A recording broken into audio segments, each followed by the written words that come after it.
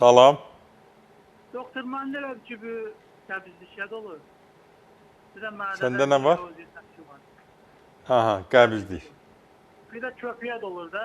İndi doktor bir görsən alnımda təşkil belə olur.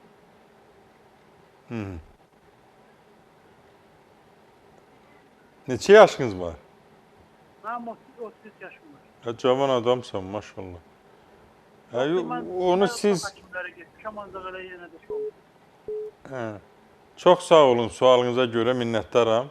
İndi sizə cavab verim. Ümumiyyətlə, siz əvvəlcə bol miqdarda meyvə-tərəvəzdən istifadə edin. Sulu yeməkdən istifadə edin. Maksimal dərəcədə qırmızı ətdən uzaq olun. Qızartma yağlı xörəklərdən uzaq olun. Və təbii ki, mütləq hər gün ən azı 1 saat sürətli yeriş yeri, ən azı. Çünki hərəkət elədikcə bağırsaqların funksiyası normallaşır, peristaltikası artır. Eyni zamanda təbii ki, bağırsağın fəaliyyətini artıran məlhəmlərdən, üsul ədviyyatlardan istifadə edin.